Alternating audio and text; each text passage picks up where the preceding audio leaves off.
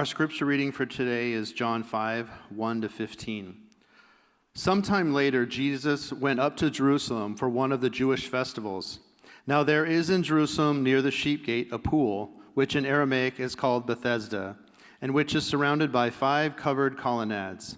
Here a great number of disabled people used to lie, the blind, the lame, the paralyzed.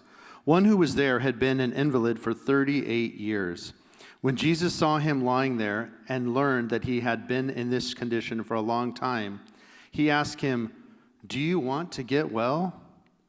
"Sir," the invalid replied, "I have no one to help me into the pool when the water is stirred. While I'm trying to get in, someone else goes down ahead of me." Then Jesus said to him, "Get up, pick up your mat, and walk." And once the man was cured, he picked up his mat and walked. The day on which this took place was a Sabbath. So the Jewish leaders said to the man who had been healed, "It's the Sabbath. The law forbids you to carry your mat." But he replied, "The man who made me well said to me, 'Pick up your mat and walk.'" So they asked him, "Who is this fellow who told you to pick it up and walk?" The man who was healed had no idea who it was, for Jesus had slipped away into the crowd that was there. Later, Jesus found him at the temple and said to him, "See, you are well again. Stop sinning, or something worse may happen to you." The man went away and told the Jewish leaders that it was Jesus who had made him well. This is the word of the Lord. Thanks, Brian.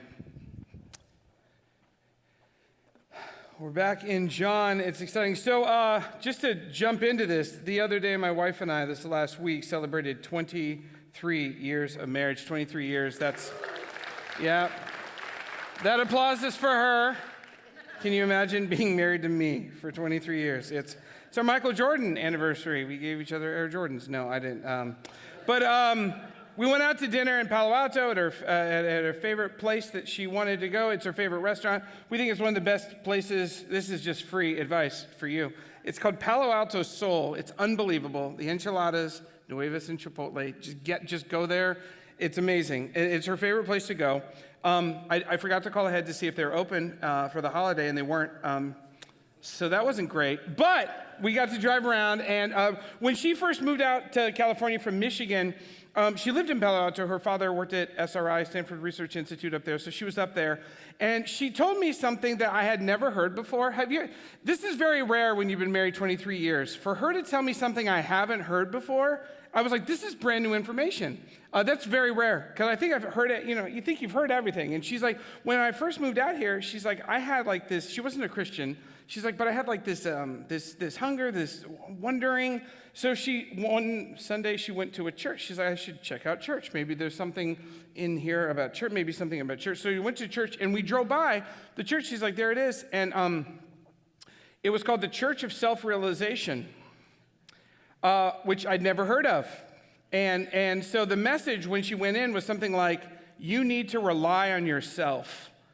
And Nicole wasn't a Christian yet, but she's like, look, if this whole thing depends on me relying on me, then we're all in big trouble, right? And yet, this is what our culture tells people. There's something called self-improvement or self-help, and this industry is $53 billion a year industry. It's headed to $83 billion in 2035. There are 232,000 plus coaches in the U.S., and I don't mean coaches for Little League softball. I'm talking life coaches and financial coaches and health coaches, all those kinds of things. And that's a $16 billion industry, and that's doubled since 2016.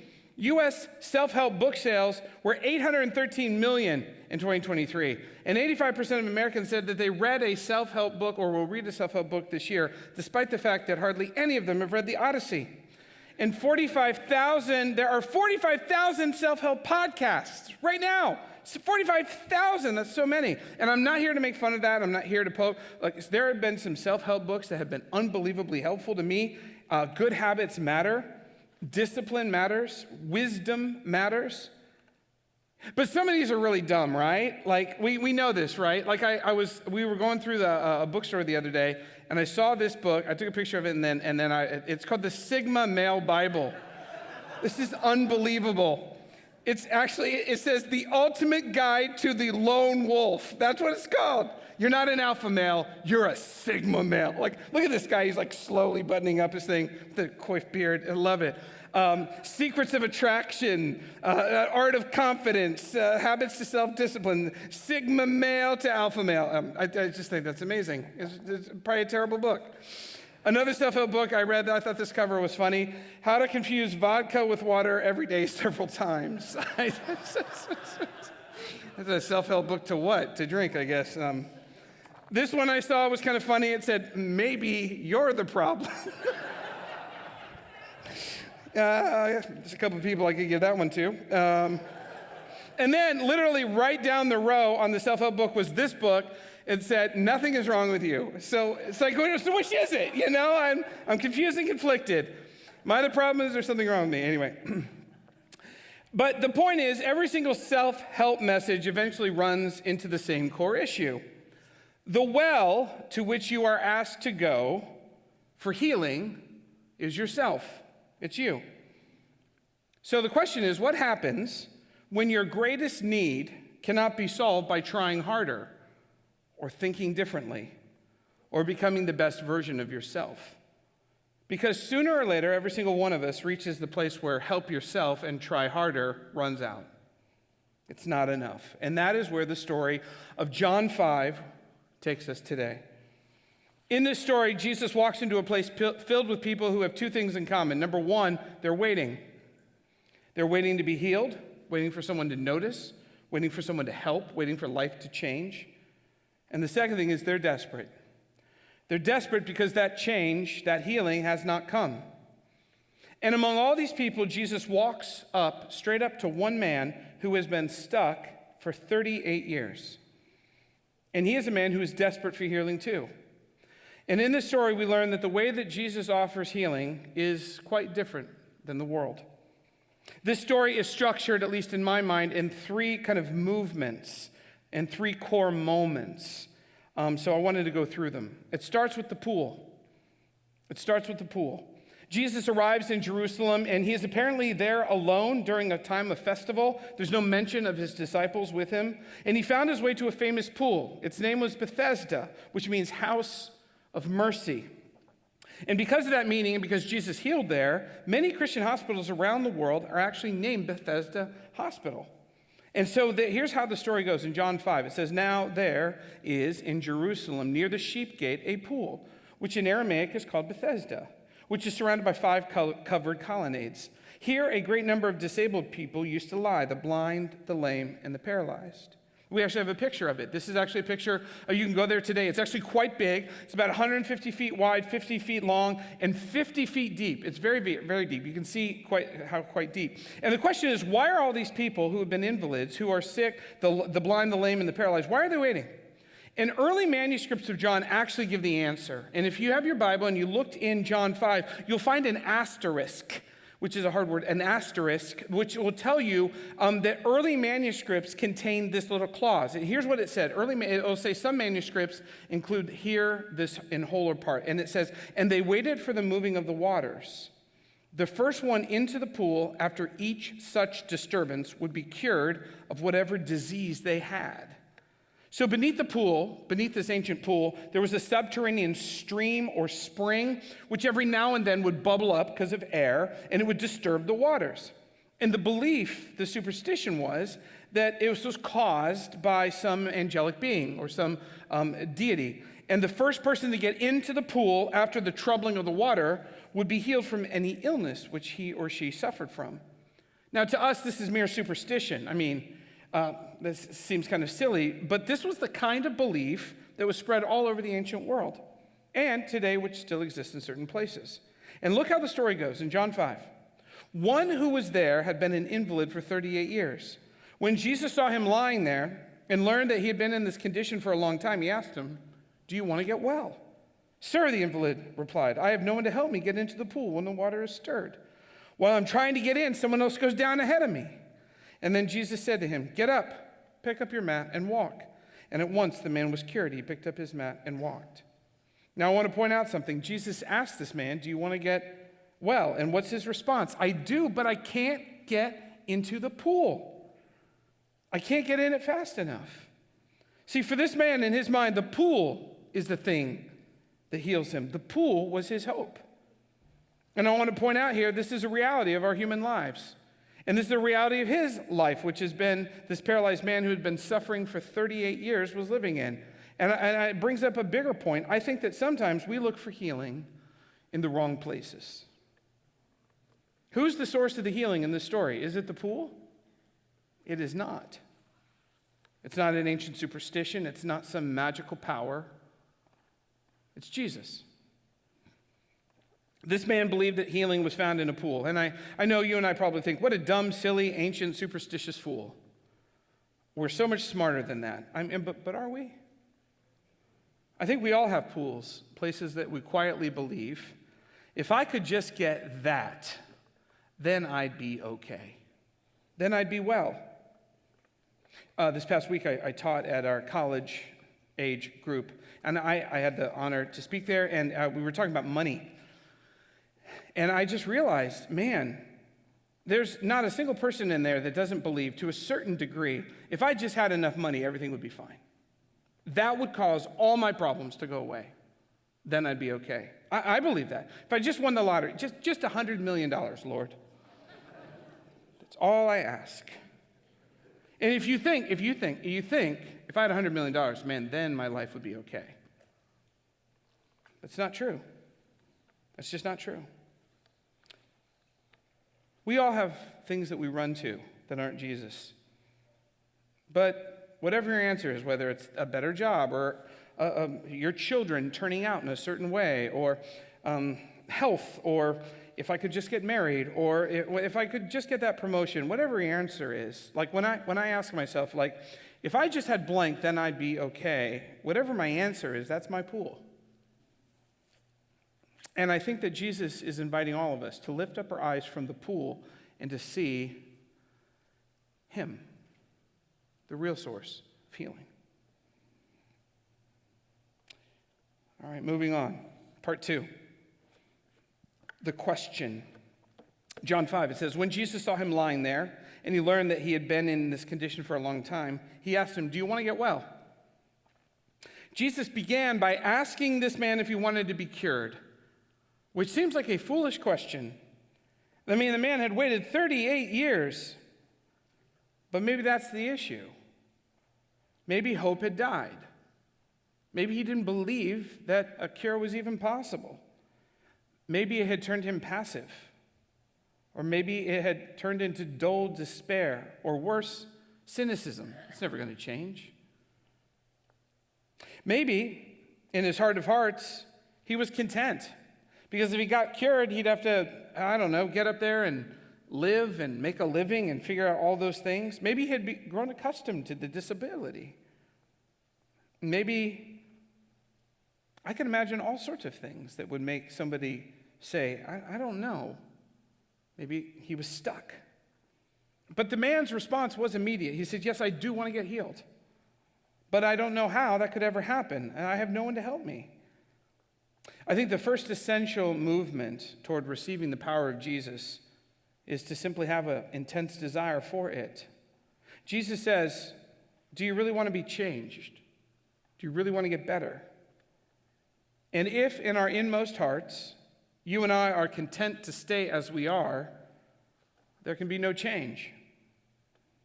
The word choice here by Jesus is both intentional and deliberate. The word, do you desire, thalion in the Greek, do you desire to be made well?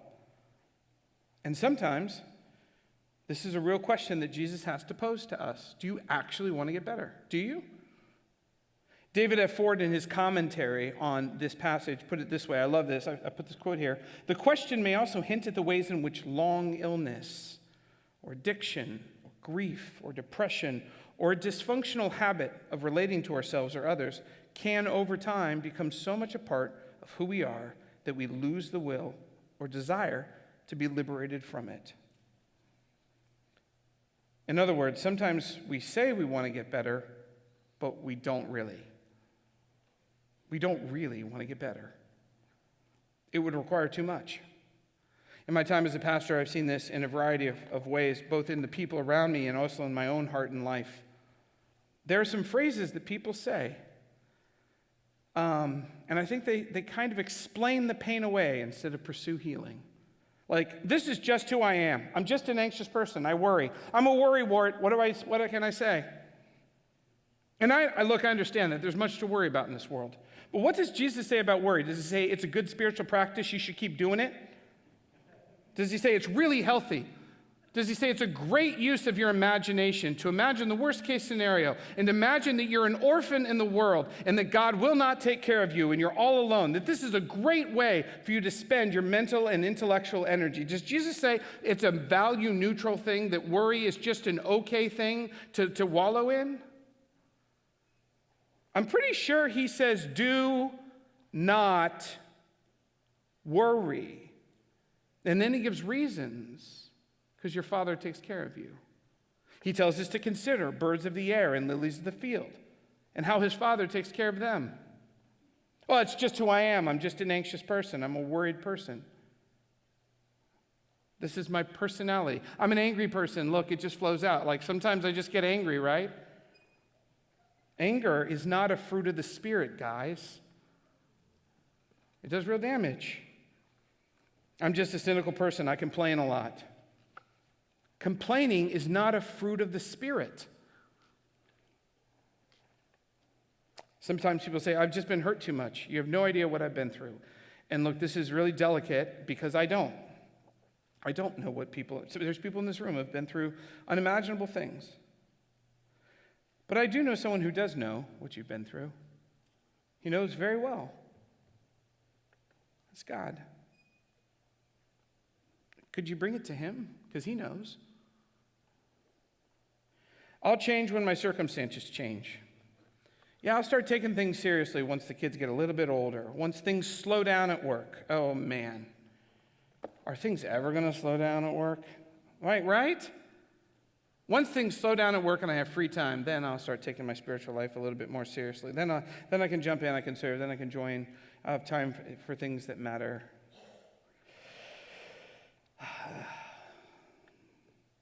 Sometimes people say, well, somebody else is the problem. If it's my parents, my spouse, my pastor, my boss. If they were to change, then I could change. And so that delays things too, because you're putting the onus on somebody else. Do these other people have that much control over your destiny? Jesus says no. Sometimes I hear it's just too late. I'm too old, I'm too stuck, I've made too many mistakes. This is a lie as well. This is a lie. Jesus is always active. He wants to change all of us. There's never too late. There's never too much that Jesus can't overcome or heal or move. Sometimes people say, well, I've tried before. Prayer didn't work. Counseling didn't work. And look, I get this. I understand this too. I'm sympathetic. Like, if you've been at a religious environment, a church or something, where some bad advice was given, or there was some spiritual abuse, or something bad happened, I'm really sorry. That's horrific. I know what that's like. I got a dear friend. He went to a counselor when he was 20 years old, and the counselor was so bad that he vowed to never go back. And I'm telling you, he needs to go back. And he refuses to seek counseling, and his family is crumbling because of it. And I can see it. You need to go to counseling. Like, I once got food poisoning. I didn't give up on food, as you can tell. I'm sorry about the food poisoning, but that's not the only way. There's food that's not poisoned. Sometimes people say, well, nobody understands me. And I've seen this lead to isolation becoming an excuse. Nobody gets me. Look, I know that you're special, but God knows who you are. You're not that unique. Or sometimes I see this, minimizing. Well, it's not that bad. It's not that serious. And that's just minimizing. If it's hurting you and it's important to you, take it to God. Don't compare. Everyone struggles, right? Sometimes people just say, I can handle it. It's not that bad. Look, healing begins when we stop defending the places where we're stuck and become honest before Jesus. And the longer we live with pain or these issues, the easier it becomes to build our identity around it. And Jesus is asking all of us the same question. Do you want to get well? Do you actually want to get better? Do you want to follow me? Do you want this? And I think this is a way of confronting our excuses, isn't it? Because Jesus is unbelievably confrontational.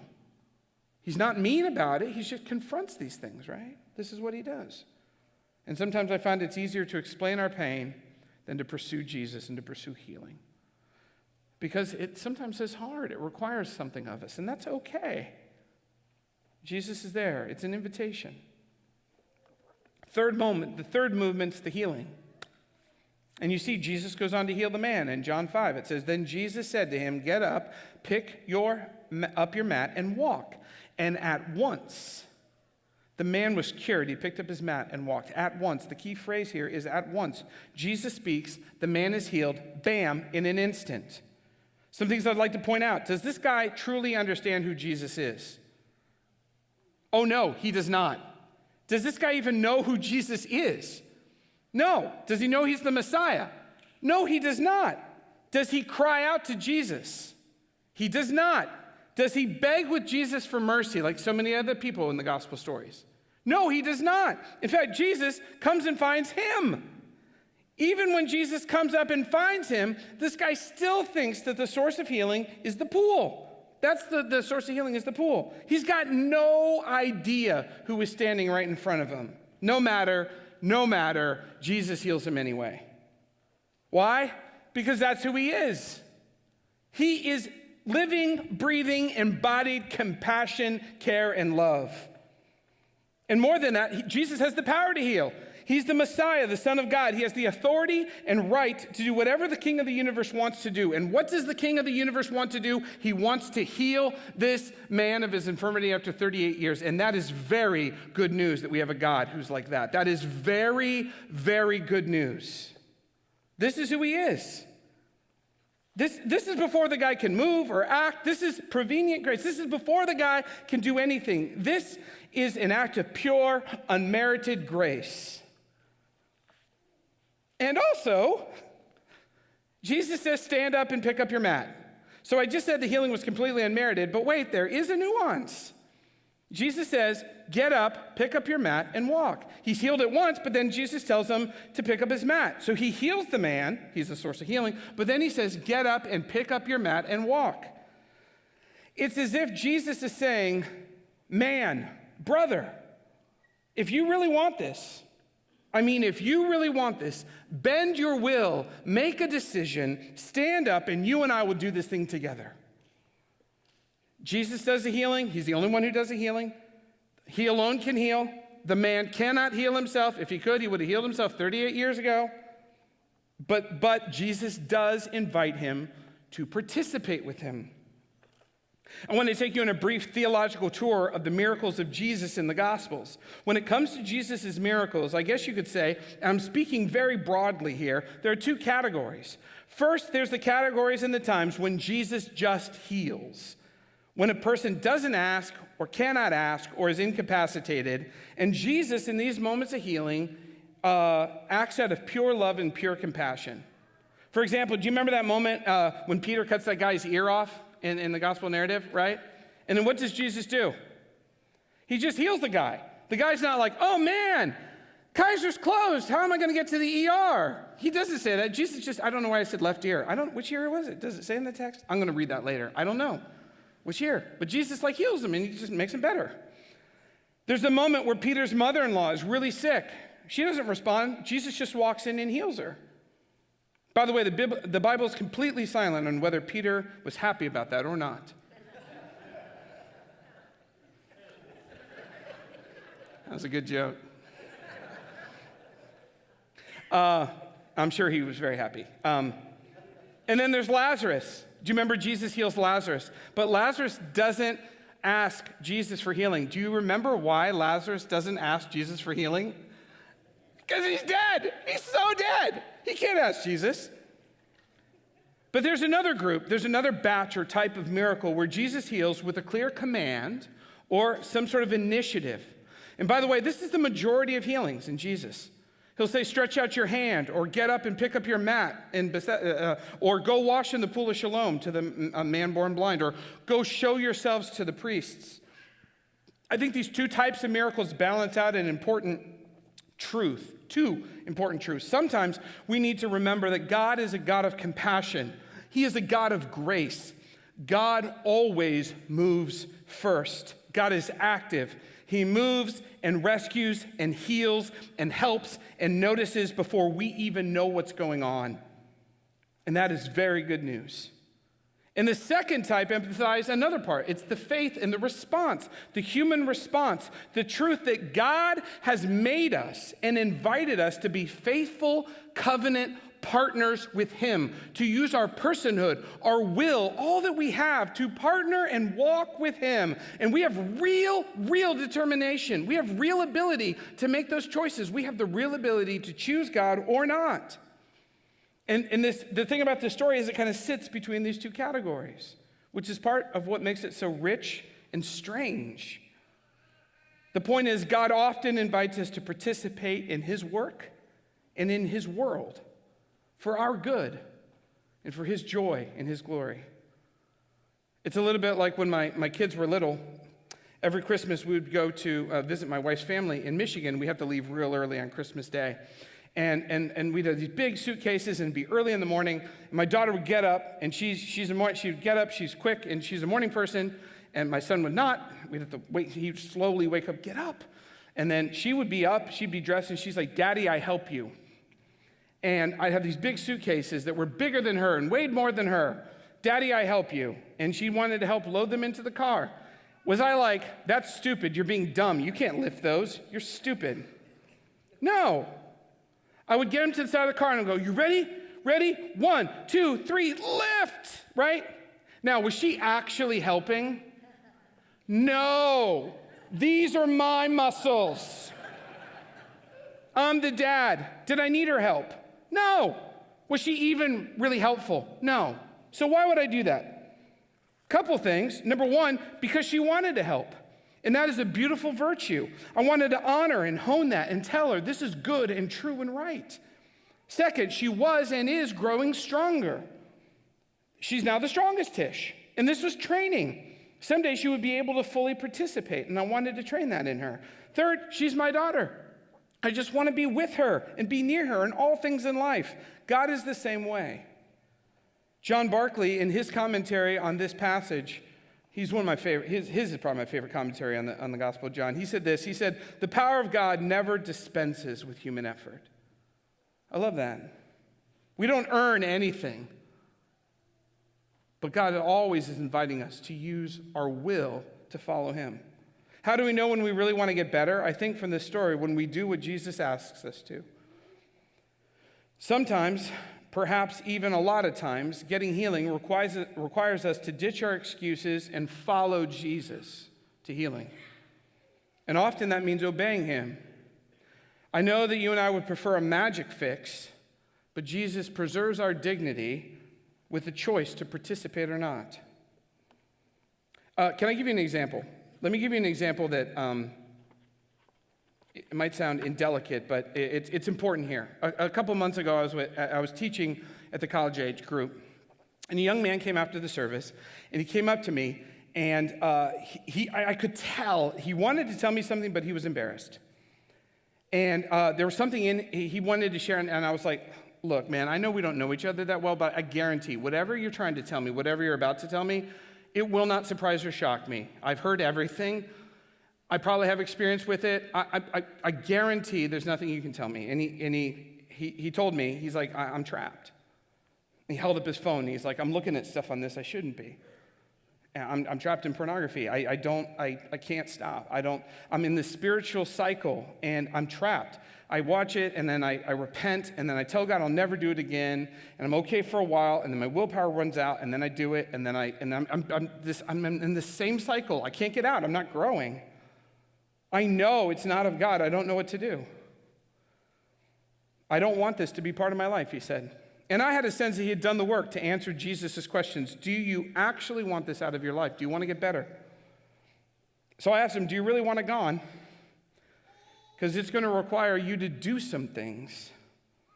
You're going to have to ask yourself a question. Are you willing to do what it takes to get this out of your life? I was thinking about that moment in the Sermon on the Mount. Remember that moment in Matthew 5 where Jesus says, if your right eye causes you to sin, gouge it out. One of Jesus' strongest sayings, his teachings. I think Jesus is using hyperbole, but he's basically saying like what? Number one, it's going to hurt. If you really want to get healed, it's going to hurt. Number two, it's going to be permanent. You're going to make some changes that are permanent. You're not going to go back to it. And number three, it's going to be super worth it. It's going to be worth it. So we were talking with this young man. I said, okay, first you need to confess, which you've already done, but I think you need a buddy. You need to find somebody who's a buddy you can talk about this. Number two, you got to figure out where this is showing up. Where are you tempted? What's the play that your enemy is running? What's the play? And he's like, it's the same play. He's like, it's always in the bathroom. It's always with my phone. I said, well, then you got to remove access. It's always with your phone. He's like, always with my phone. I said, you got to remove access. I said, I have a friend who told me, he's like, dude, when you're on a diet, you have to get rid of the cookies in the house, right? So how do you know you want to change? So he began changing. So first thing he did is he locked down his phone. He removed all apps, all social media, all browsers, and he could text. He could use his phone for music. He could use his phone for directions. He could call. And then he locked all the things out, and then he gave the passcode to his buddy. He didn't even know it. He couldn't install anything on his phone if he wanted to. See what he's trying to do? He's trying to partner with it. He's taking actual steps. And then he found out he could find out ways around that because he's a smart kid, right? I say kid. He's a full-grown adult male, right? These college kids, So he switched to a dumb phone that could text and had music and he could call. He switched to a dumb phone, and he told me later on, he said, I would rather go without a cell phone than be shackled by this for one more minute. Does that sound to you like a man who wants to follow Jesus? So he's partnering. Yes, he's asking God to cleanse him and to free him from these desires, but he's also taking practical steps. And then the final movement is the final confrontation, the final healing, the deeper healing. Here's how the story ends. John 5, the man who was healed had no idea who it was, for Jesus had slipped away into the crowd that was there. Later, Jesus found him at the temple and said to him, see, you're well again. Now stop sinning, or something worse may happen to you. The man went away and told the Jewish leaders that it was Jesus who made him well. So Jesus had already dealt with this man's physical infirmity, and now he's addressing something deeper, his spiritual condition. The man thought his biggest problem was that he couldn't walk, but in reality, it was something deeper. It was a spiritual issue between him and God. I find it utterly fascinating. Do you see the compassion of Jesus? It says that Jesus found him in the temple. Now, this is during a festival. Think the mall at Christmas, right? This is a very, very busy time, right? And Jesus goes and finds the guy again. Why does he find him again? To do deeper healing. Jesus is always pursuing us to do deeper healing. And look what he says to him. This is an act of incredible grace. Now, I know it kind of sounds like a threat. Stop sinning or something worse may happen to you. I guess sometimes in my own heart I might translate this, break the rules one more time and my dad's going to get you. That's my own brokenness, right? Jesus does not threaten, ever. He warns, and there's a difference. A threat's about achieving power and getting people to do what you want. Warning is out of care and love. He is saying, my brother, sin has a cost, and it might be hidden, but it destroys. It cuts away. It slowly destroys you. It is a cancer. It is a poison. It eats you from inside out. It can hurt your relationship with yourself. It can hurt your relationship with other people. It can hurt and destroy your relationship with God himself. You must stop. You must stop. This is an act of compassion, a deeper healing. And I find it utterly fascinating. Does the biblical story tell us what the man's sin was? It does not. And I think, you know why? It's not our business. There's two people in this story who know exactly what Jesus is talking about. The man and Jesus, and that's all that need to know. Does that make sense? Jesus is dealing with this man in his particular sin, but he's saying to all of us, he's always inviting us to deeper and deeper healing. Jesus is all about compassion. He's all about life. Later on, John would say, and he would share a thing that Jesus says. Jesus says, I've come that you might have life. But he doesn't stop with that. He says, and life to the full. Not sort of life, overflowing life. Anything that gets in our way of truly living life with God, around God, with ourselves, Jesus wants to cut out. He wants to heal us. I'm going to invite the band up, and we're going to close here. But I wanted to just close with two questions, and just give us a time to just sit and think and reflect on this passage. Because Jesus doesn't stop inviting us to experience life and life to the full. So I want you to ask maybe two questions and just sit on this for this time and just do some business with God. What's one thing in your life that's filled with pain that's crippling you? Is there some area of your life where you are being crippled or are crippled? And there's a simple prayer. Jesus, would you heal me? There's no shame here. We all have things, all of us, everyone in this room, me, you, all of us. Jesus, would you heal me? And then the second question, again, I don't know. I don't know what God might say to you. Just like we don't know what that man's issue was, what his sin was. We don't know, but there was two people that did, Jesus and that man. And Jesus spoke to him about that. And I don't know what your next step is in a room this. I don't know what God might be asking you to do. But I know someone who does. God knows what your next step is. What your next step might be to get on the road to healing. It could be talking to someone, or going to see a counselor, or going to see a spiritual director, or making a change in your life. I don't know. But God does. So maybe it's just a prayer. Jesus, would you show me and help me take the next step? Whatever that is. Will you bow your heads with me?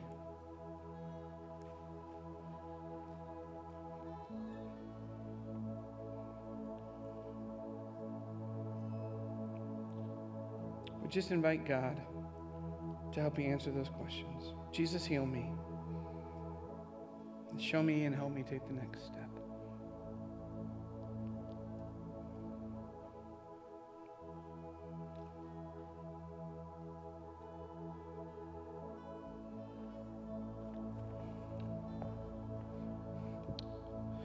Jesus, thank you for coming to find us at the pool. You don't leave us alone in our infirmity or brokenness. You come and find us. And you invite us to join you on this path toward healing. Would you heal us? Would you help us stop making excuses? Would you show us and help us take the next step, whatever that is, God? It's in your name we pray. Amen.